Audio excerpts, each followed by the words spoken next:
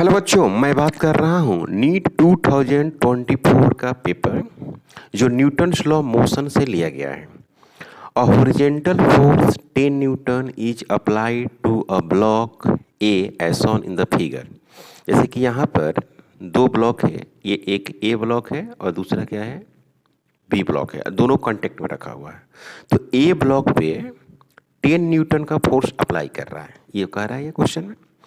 The mass of block A and B are 2 kg and 3 kg respectively.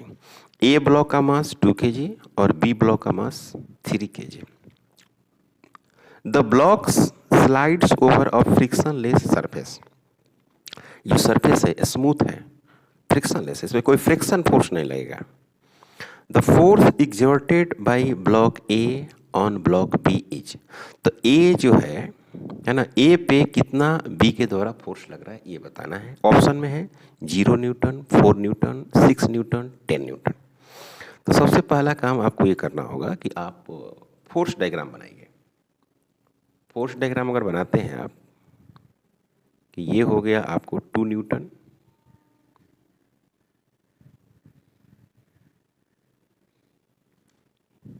ये हो गया 2 kg, ये हो गया 3 kg, ये हो गया बी और ये हो गया ए, और ये आपको फोर्स लगेगा तो F इक्वल टू 10 न्यूटन लगेगा।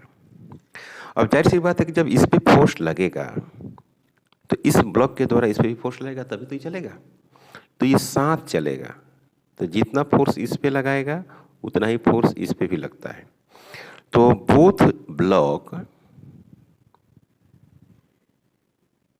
Moves together. सबसे पहली बात, moves together।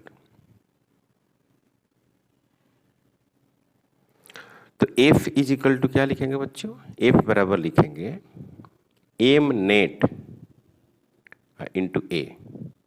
तो A equal to F net, F का मतलब यहाँ पर 10 न्यूटन, m नेट का 2 + 3, तो ये हो गया 10 डिवाइडेड बाई 5, तो ये हो गया आपको 2, यानी A इक्वल टू मिला 2 मीटर पर सेकेंड स्क्वायर। अब आपको करना क्या है कि फोर्स डायग्राम बना देना है। किसका? 2 kg वाला का। 2 kg का जो ब्लॉक है उसका फोर्स डायग्राम बनाएगा 2 kg।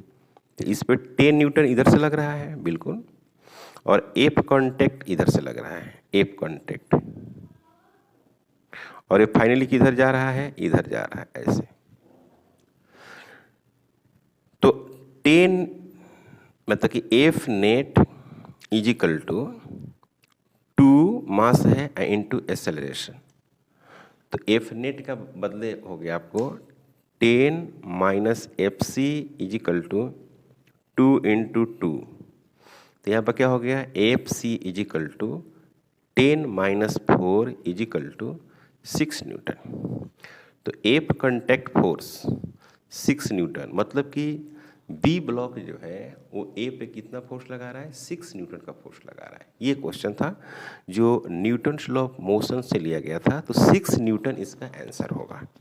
काफ़ी सिंपल क्वेश्चन है, कठिन क्वेश्चन नहीं है।